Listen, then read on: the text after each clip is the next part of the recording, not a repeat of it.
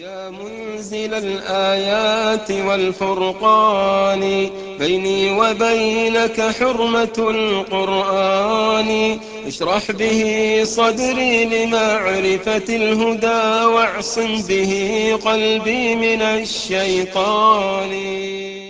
بسم الله الحمد لله والصلاة والسلام على رسول الله وعلى آله وأصحابه ومن والاه أما بعد. La semaine passée, nous avions eu l'occasion d'entrer ensemble dans un nouveau chapitre du livre qui est en lien avec les ablutions. L'auteur, rahimahullah, a décidé de retarder l'évocation du chapitre des évocations plutôt que de l'avancer et de le placer avant la prière. C'est un choix de l'auteur en se basant sur le fait que les ablutions sont une condition, sont liées à la prière. Bon, lui, il a décidé de mettre en avant la prière. Ça arrive de la part de certains auteurs. Ce n'est pas la première fois que ça arrive. La semaine passée, on s'était contenté d'introduire le chapitre, d'introduire le sujet des ablutions, en rappelant que les ablutions, enfin du moins la purification, elle est de deux catégories, grande et petite. Et par petite purification, on entend les petites ablutions. Et c'est de ça que l'on va prioritairement parler dans ce chapitre-là. L'auteur, rahimahullah, il nous dit Ad-darsu thani ashar shurutul wudu. 12e leçon, les conditions des ablutions.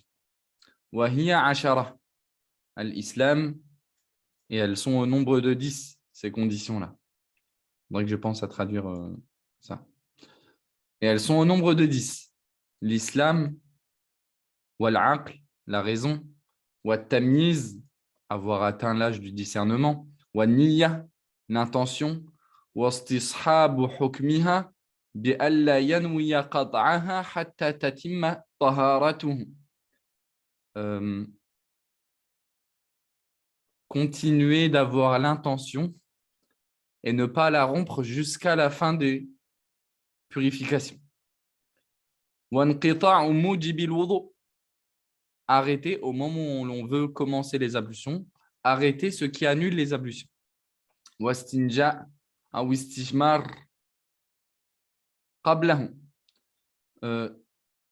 Se laver avec de l'eau les parties intimes ou s'essuyer les parties intimes avec des pierres et ce qui est dans le même registre. Donc, rentrera dans cette question-là le papier, ce qu'on a nous aujourd'hui, par exemple, à notre époque, avant les ablutions.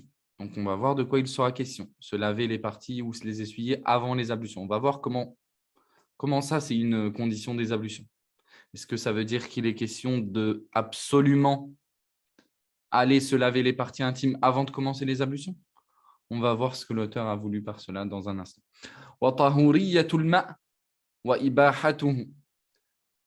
Le fait d'utiliser de l'eau dite purifiante et dite licite. On verra de quoi il est question. Le fait de retirer tout ce qui empêche le passage de l'eau sur la peau, sur les membres des ablutions.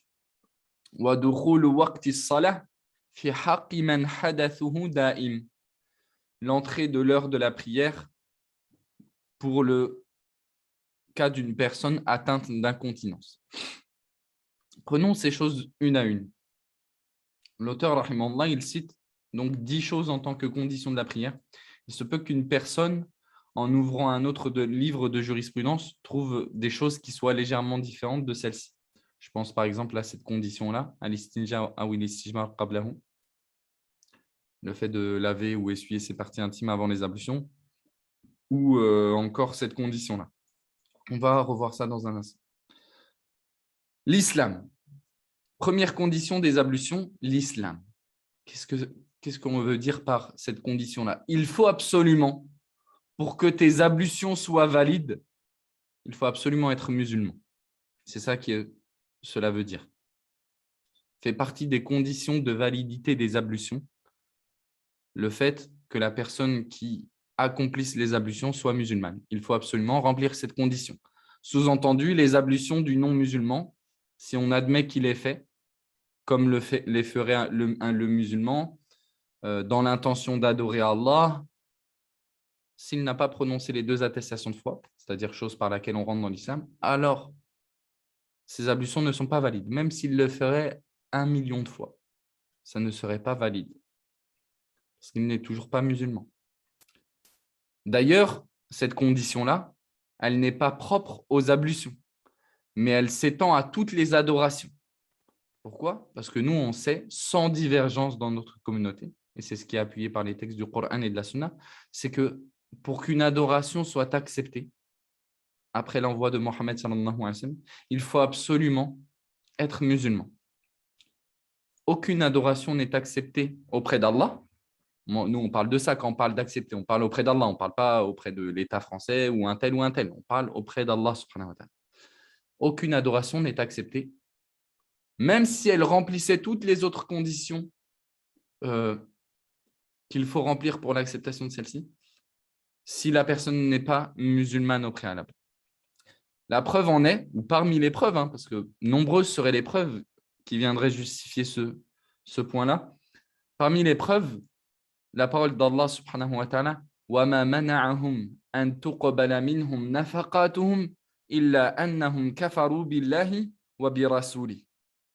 Allah, il nous dit dans le Coran, au sujet de personnes dont leur dépense n'a pas été acceptée auprès de lui, ce qui empêcha l'acceptation de leurs dépenses, donc de leurs dépenses financières, etc., c'est le fait qu'ils ont mécru en Allah et aux messagers. Donc, le fait qu'Allah n'accepte pas la dépense de ces gens-là, donc la sadaqa, une adoration, c'est le fait qu'ils ont mécru en Allah et aux messagers. Donc, il se peut qu'une personne prétende, par exemple, vienne à vous et prétende qu'elle croit en Allah, donc c'est-à-dire en son existence, même s'il ne suffit pas de croire en l'existence d'Allah pour valider la foi en Allah, islamiquement parlant, parce qu'elle ne consiste pas qu'en croire en l'existence d'Allah, pour ceux qui se rappellent un petit peu des premiers cours et qui les révisent. Non, il est question d'autre chose aussi, à savoir lui attribuer l'exclusivité de l'adoration notamment. Pareil, il faut absolument, admettons que la personne concrétise la foi en Allah. Si elle concrétise la foi en Allah avec ces 4 points qu'elle contient, mais qu'elle ne croit pas au messager avec un S comme il se doit, notamment au messager Mohammed, sallallahu alayhi wa sallam, alors elle n'est pas musulmane. Même si elle prétendait être musulmane, elle ne serait pas croyante. Que dire d'une personne qui ne se dit même pas musulmane? Bref, deuxième condition, la raison. Al-aql. La prière d'une personne qui n'a pas sa raison, donc d'une personne atteinte de démence, de folie, sa prière n'est pas acceptée. Donc, fait partie des conditions de validité de la prière, être doté de raison. Donc, la prière du fou, elle n'est pas valide. Déjà, à la base, il ne lui est pas demandé de prier. Mais s'il le faisait, elle ne serait pas acceptée de lui. D'où on tire ce fait-là de la parole du prophète sallallahu alayhi wa sallam, رُفِعَ الْقَلَمُ عَنْ ثَلَاثَةٍ عَنِ النَّائِمِ حَتَّى يَسْتَيْقِظَ وَعَنِ الصَّبِيِّ حَتَّى يَحْتَلِمَ وَعَنِ الْمَجْنُونِ حَتَّى يَعْقِلَ. La plume est levée pour 3 personnes. Le dormeur jusqu'à ce qu'il se réveille, l'enfant jusqu'à sa puberté et le fou jusqu'à ce qu'il retrouve sa raison. Et ça s'explique aussi d'une manière assez logique, le fait que la prière ne soit pas acceptée du fou. C'est le fait que fait partie des conditions des ablutions, comme on va le voir dans un instant, l'intention. Avoir l'intention d'adorer Allah par ces ablutions-là. Et le fou, il n'est pas imaginable chez lui, s'il a atteint d'une folie digne de ce nom, si je puis dire. Il n'est pas concevable qu'il conçoive ce qu'est l'intention d'adorer Allah dans sa période de folie si elle est passagère ou dans sa folie si elle est totale. Troisième condition des ablutions, avoir atteint l'âge du discernement, ce que l'on appelle at-tamiz. Donc l'âge du discernement, certains savants, ils essayent de le paramétrer à 6 ou 7 ans. D'autres, vu que ce n'est pas quelque chose de très normé, ils te disent le paramètre du discernement, c'est que l'enfant ait atteint un âge dans lequel yafhamul khitab wa yaruddul jawab. C'est un âge, ou du moins une certaine intellectualité, qui le rend capable de comprendre ce qu'on lui dit et de répondre à ce qu'on lui dit, différencier entre le bien et le mal, etc., etc. Donc, ça peut arriver un peu plus tôt dans les faits. Cet âge du discernement, il peut arriver un peu avant 6 ou 7 ans. Il peut arriver à 5 ans, je ne sais pas si peut-être 4 ans. Wallahu a'lam. Donc, à partir du moment, d'ailleurs, en fait, le paramètre, il ressemble à celui de la condition précédente, à savoir, à partir du moment où il peut concevoir l'idée de ce qu'est l'intention d'adorer Allah et s'imposer donc les autres conditions des ablutions, enfin de la prière, comme les ablutions, etc., il peut être imaginable qu'il fasse les ablutions et qu'il prie, par exemple. Mais attention, petite précision, ça, c'est une condition de validité. Il faut absolument qu'il ait atteint l'âge du discernement pour que les ablutions soient valides, pour que sa prière soit valide. Il faut qu'il ait cette conception de l'intention d'adorer Allah. Mais ce n'est pas encore obligatoire pour lui. Ça ne deviendra obligatoire pour lui que lorsqu'il atteindra la puberté. Et c'est deux choses différentes, le discernement et la puberté. Ça revient à donc, une notion d'âge, effectivement, mais pas la même. Parce que dans le discernement, il est question d'une période, d'une tranche d'âge avant la puberté. La puberté par les 4 signes de la puberté. Rappelez-vous, je pense qu'on avait parlé de ça. Je ne suis pas sûr, mais normalement, on avait parlé de ça dans les conditions de la prière. Donc, on avait dit les 4 signes de la puberté. Qui s'en rappelle un petit peu? On avait dit al-ihtilam. On avait dit donc l'arrivée du liquide spermatique chez le garçon comme la fille. Donc, être capable d'éjaculer. Deuxième signe de la puberté, on avait dit al-sha'r. Sha'r al-ana. Donc, la poussée des poils pubiens. Après, quelqu'un pourrait dire, c'est à partir de combien de poils que la personne allait déclarer pubère.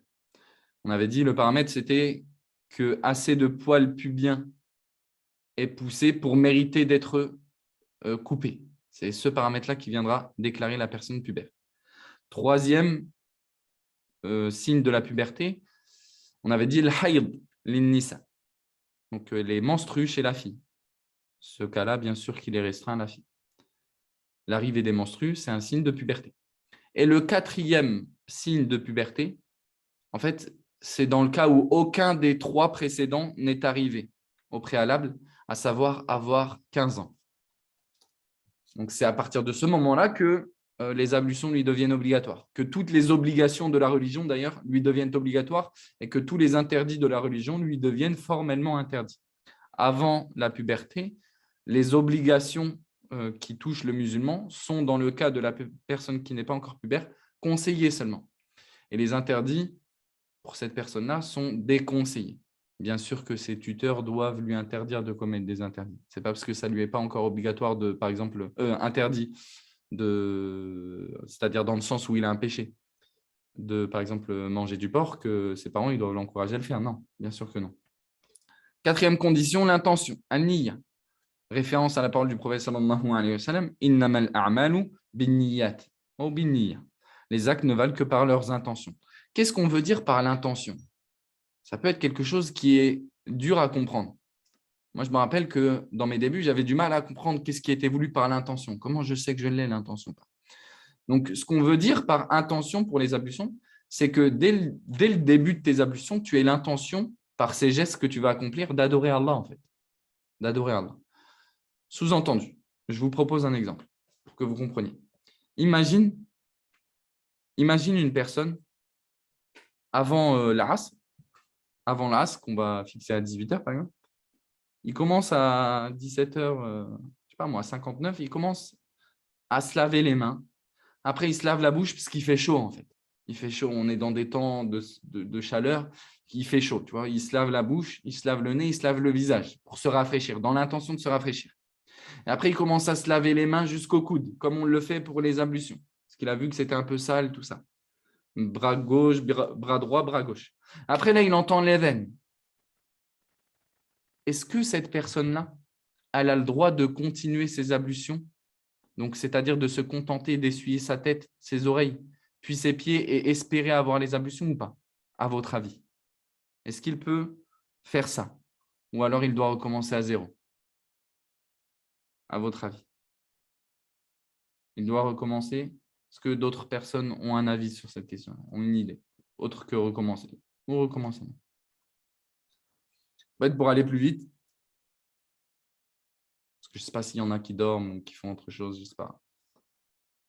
Mais il doit recommencer parce que exactement, il n'avait pas l'intention d'adorer Allah depuis le début de ces ablutions-là. Donc, c'est-à-dire que dans certains membres qui auront été lavés, dans les faits, en fait, l'intention d'adorer Allah n'aura pas été présente. Donc, par exemple, quand il avait lavé sa bouche, son nez, son visage, ce n'était pas par adoration d'Allah pour les ablutions. Il l'a fait en apparence, si tu le vois de l'extérieur, toi, tu ne sauras pas. Parce que l'intention, c'est dans le cœur, bien entendu. C'est d'ailleurs ce que je vais préciser dans un instant. Mais en fait, il faut que pour toutes les ablutions, il y ait eu l'intention d'adorer Allah subhanahu wa ta'ala par ces ablutions-là. C'est ça.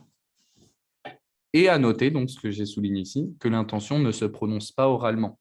Sa place, elle est dans le cœur.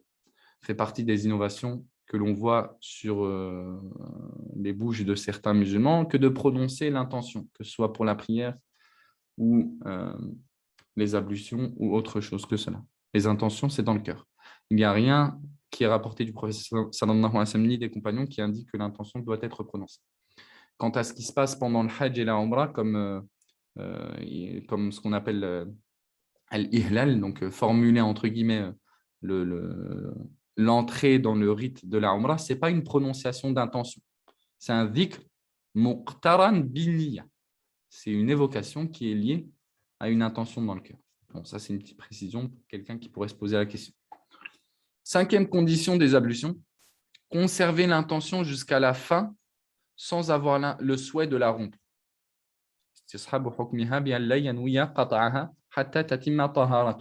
Bon, ça, l'auteur a choisi d'en faire une condition.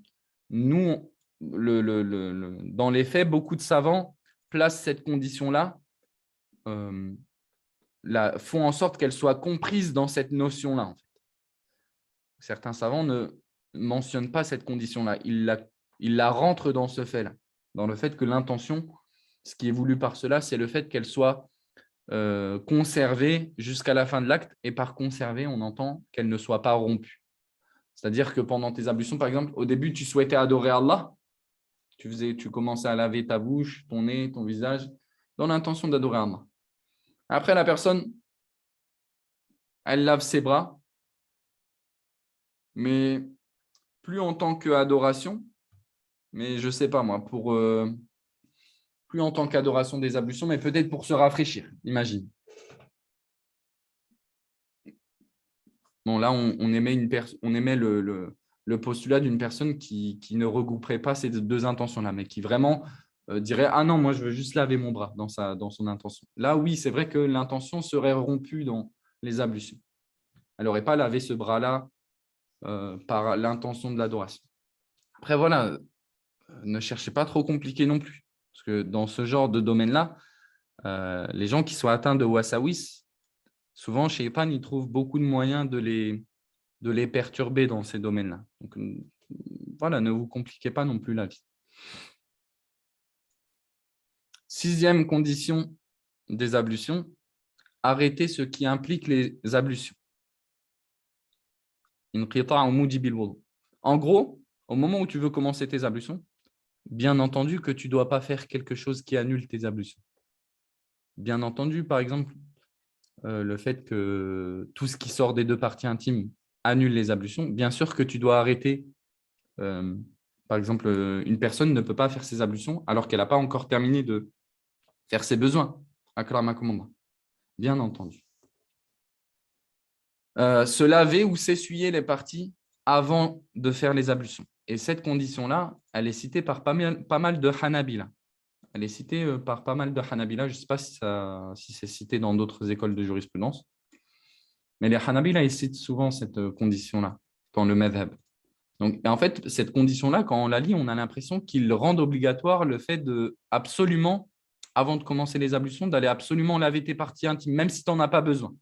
Même si tu es propre, entre guillemets, même si tu n'es pas allé aux toilettes. Alors que non, ce n'est pas ce qu'ils veulent dire par cette condition-là, en fait. Donc, ce qui est voulu par cette condition, c'est se laver ou s'essuyer les parties intimes s'il y a besoin de le faire, en fait. s'il y a besoin de le faire, s'il y a une impureté au niveau des deux parties intimes. Mais s'il n'y en a pas, tu n'as pas de raison d'aller le faire. Comme ce qu'on voit de certains musulmans, par exemple. Moi, je connaissais beaucoup de musulmans qui, avant d'aller faire les ablutions, ils pensaient qu'ils devaient absolument aller laver leur partie intime, même s'ils n'ont pas été aux toilettes. Et ça, c'est une erreur. Tout comme fait partie des erreurs de penser que tu dois aller te laver les parties intimes pour une flatulence, par exemple. Ça aussi, c'est une erreur. Pour une flatulence, il n'y a pas besoin d'aller se laver les parties intimes. À part si, par cette flatulence, quelque chose est sorti à Kalam Akum. Quelque chose est sorti, on va dire, comment on pourrait appeler ça, une perte. Donc, quelque chose est sorti, un certain de l'excrément est sorti à Kalam Akum. Là, la personne, bien sûr, qu'elle devra aller laver sa partie intime et qui plus est, peut-être même laver ce qui a été touché par cette impureté-là. Mais donc, comprenez bien, ce qui est voulu par cette condition, déjà, peut-être que le mieux, c'est de ne pas la citer. Peut-être le mieux, c'est de ne pas la citer, mais nous, on la cite conformément au propos de l'auteur. C'est pour ça que dans d'autres écoles, tu ne vois pas, ou même sur la bouche d'autres savants, tu ne vois pas cette condition qui est mentionnée. Parce qu'en réalité, ça touche au comportement adopté après avoir été aux toilettes, mais pas vraiment au moment des ablutions. Ok, 8e condition, utiliser de l'eau purifiante et de l'eau à caractère illicite. À caractère licite.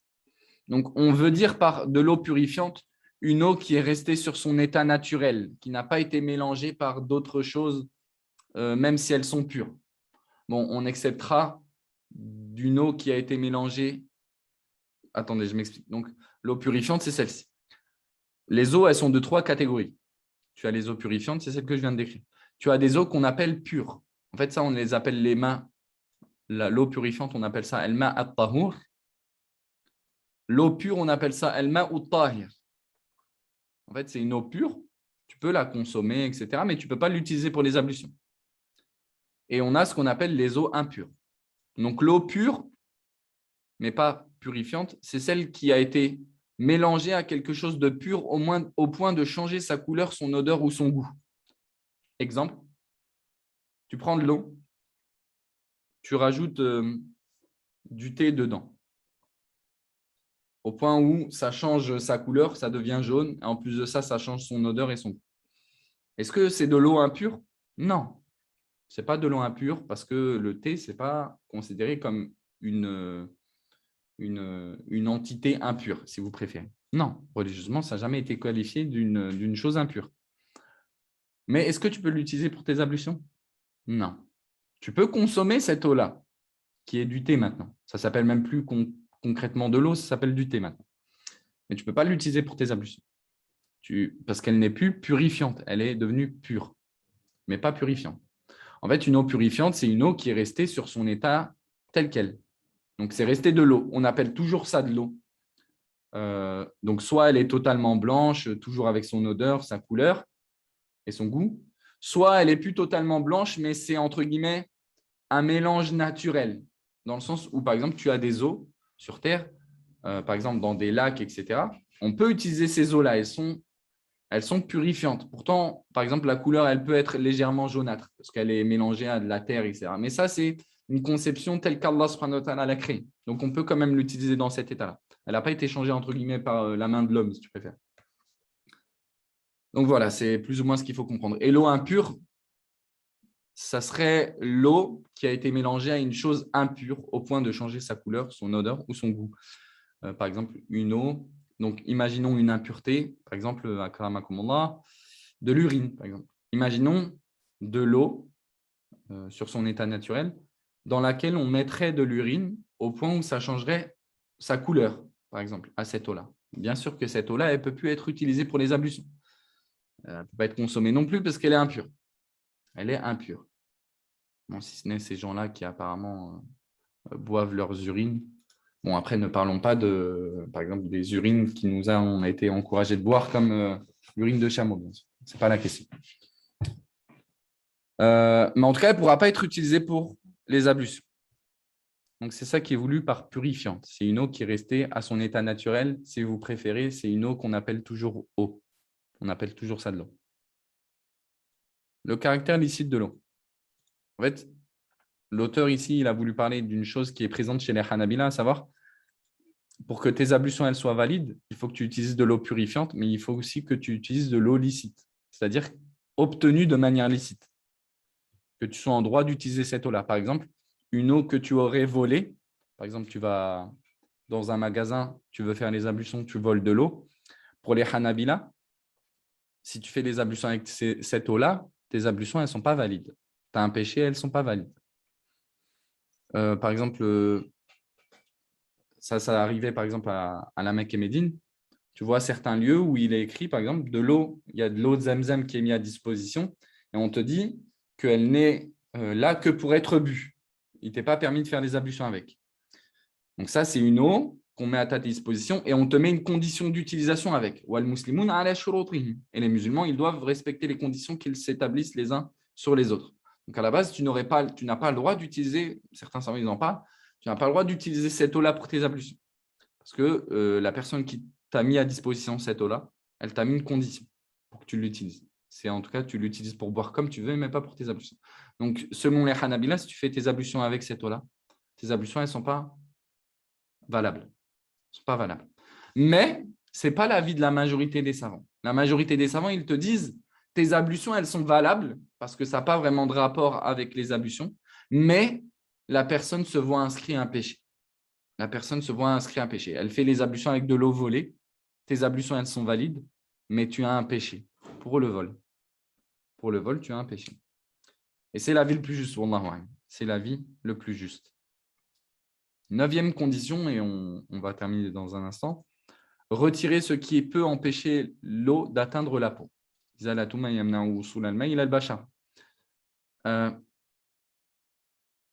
Comme celui qui fait le hajj avec de l'argent illicite. La majorité des savants, ils vont te dire c'est ton hajj, il est licite. Ton hajj, il est valide. Mais par exemple, les Hanabila, c'est une condition qui se retrouve dans toutes les adorations pour eux, globalement, ce que j'ai en tête. Donc, ils te diront ton hajj, il n'est pas valable. OK. Après, il n'y a pas de doute que c'est… Quand on te dit tes ablutions, elles sont valides, mais avec un péché, on n'est pas en train de t'encourager à le faire. Hein. Comprenez bien. Comprenez bien, c'est deux choses distinctes. Dire tes ablutions, elles sont valables, ce n'est pas t'encourager à le faire. Attention, hein. Comprenez bien. Retirer ce qui peut empêcher l'eau d'atteindre la peau. Donc, par exemple, tu dois enlever tout ce qui ferait obstacle à l'eau sur tes membres des ablutions. Par exemple, tu as une montre sur ton poignet. Ton poignet, il va être lavé pendant les ablutions. Lorsque tu laveras tes mains jusqu'au coude, ton poignet il rentre dans cette zone-là. Donc, l'eau doit passer sur cette zone-là. Si Allah subhanahu wa ta'ala t'a demandé de laver tes mains jusqu'au coude, c'est du bout des doigts, hein, du bout des doigts jusqu'au coude, coude compris. Coude compris. Donc, il faut enlever tout ce qui pourrait faire obstacle comme corps physique qui empêche l'eau de passer sur ta peau. Il faudra l'enlever. Donc, par exemple, ta montre, tu devras l'enlever pour tes ablutions. À part si c'est une montre, tu sais que tu vas desserrer. Admettons, tu sais, on pourrait se poser cette question-là. Quelqu'un, par exemple, il desserre sa montre. Et tu sais, il la bouge dans un endroit, il lave cette parcelle-là, et après, il la remet à l'endroit et il lave l'autre parcelle. Là, c'est bon. C'est bon. Parce qu'entre guillemets, l'eau, elle aura atteint tous les endroits, même s'il n'a pas enlevé sa montre. Pareil, quelqu'un, il a une bague. Quelqu'un porte une bague. Si l'eau ne passe pas, il faut qu'il l'enlève. Ou alors qu'il joue avec, entre guillemets, qu'il joue avec, il la déplace à un endroit, il lave l'endroit, il la remet à cet endroit-là, il lave l'autre endroit. Il peut faire ça. On pensera par exemple à d'autres paramètres comme le fait de laver les oreilles. Hein. Il faudra faire en sorte de vérifier à ce qu'il n'y ait pas, par exemple, des résidus secs qui empêchent l'eau de passer. Bien sûr, quand je dis ça, c'est sans exagération non plus. Je vois aussi des gens qui sont atteints de wasawis et qui nous posent des questions. J'ai eu une pellicule de je ne sais pas quoi sur la peau au moment où j'ai fait les ablutions. Est-ce que mes ablutions elles sont valides ou pas? Non, c'est quand même exagéré là. C'est quand même exagéré. On rentrera dans cela aussi. Qu'est-ce qu'on pourrait citer? Quelqu'un, il porte du henné sur lui. Donc, si c'est encore en état matériel, l'aîné, il est encore sur sa peau en état un peu terreux, si vous préférez. Vous savez, sous forme légèrement de croûte, là, on va dire. J'essaie de m'exprimer comme je peux. Hein. alors là, ça empêche l'eau de passer. Par contre, si le henné il est présent sur sa peau en tant qu'encre, là, ça n'empêche plus l'eau de passer. Ça n'empêche plus l'eau de passer. Donc, j'en viens aussi à l'encre. Donc, quelqu'un qui a dessiné, qui a écrit sur ses mains, ça n'empêche pas l'eau de passer. Il n'est pas dans l'obligation d'enlever ça pour les ablutions. Ça n'empêche pas l'eau de passer. Par contre, les choses comme le plâtre, la peinture, etc., ça empêche l'eau de passer. Parce que régulièrement, ça laisse ce qu'on appelle un jram. Ça laisse un corps sur la peau qui empêche l'eau de passer. Après, pour ce qui est, par exemple, d'une huile, quelqu'un il applique sur sa peau de la crème hydratante. Donc, ça laisse sur sa peau une fine couche graisseuse. Ça ne va pas enlever, ça ne va pas empêcher l'eau de passer. Entre guillemets, ça va se diluer, ça va se mélanger à l'eau normalement. Si on a un chouchou dans les cheveux, on l'enlève. Alors, pour le lavage des cheveux, pour les cheveux, c'est quelque chose de légèrement différent. Pourquoi? Parce que pour les cheveux, il ne t'a pas été demandé de laver, mais il t'a été demandé d'essuyer. Et l'essuyage, il est mabni à l'aide tarfif, comme Cheikh Al-Wathaymin le précisait, et sûrement d'autres, mais en tête, j'ai Cheikh Al-Wathaymin. Il est construit sur un allègement. Il est basé sur un allègement, l'essuyage. Dans les ablutions, il est question quelquefois de choses que tu dois laver. Et quelquefois, il est question de choses que tu dois essuyer. Donc, essuyer, je l'avais expliqué lors du dernier cours, c'est avec une quantité vraiment fine d'eau, en fait.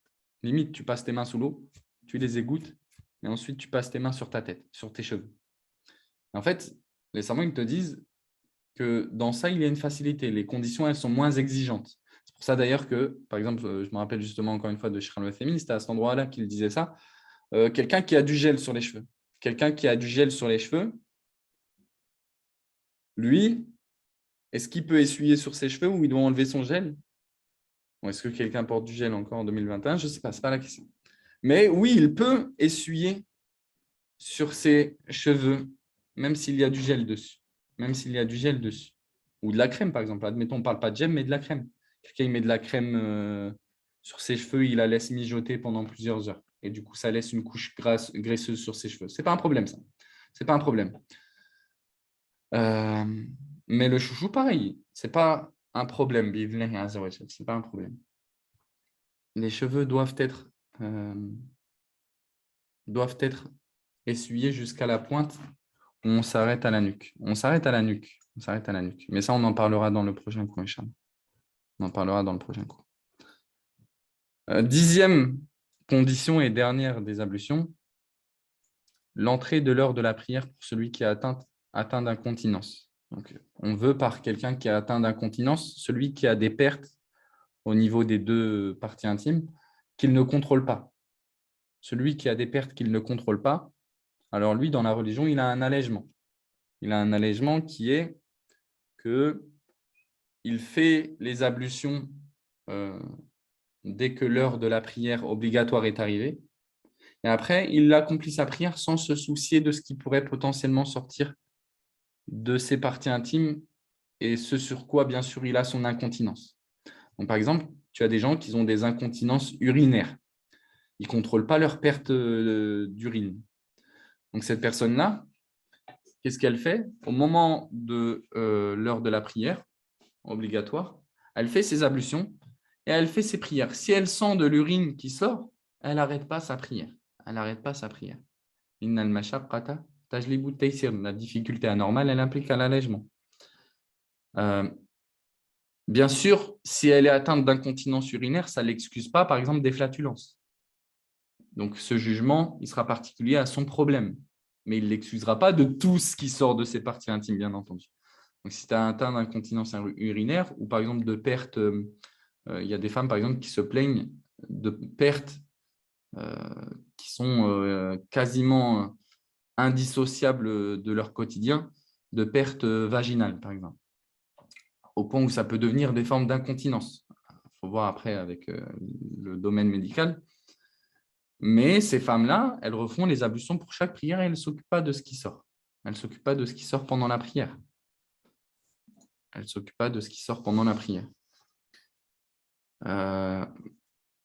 Mais ça ne l'excuse pas, bien sûr, par exemple, de l'urine, elle, si ce n'est pas sur ça qu'elle a des problèmes.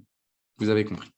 Référence au hadith du prophète sallallahu alayhi wa sallam à la femme qui était atteinte de métrorragie, donc de saignement continu et incontrôlé au niveau du vagin. Il dira à cette femme, le prophète sallam, après lui avoir ordonné de laver ce sang, ensuite accomplis tes ablutions pour chaque prière. Après cette condition-là, elle ne fait pas unanimité auprès des savants. Certains, ils ne la conditionnent pas.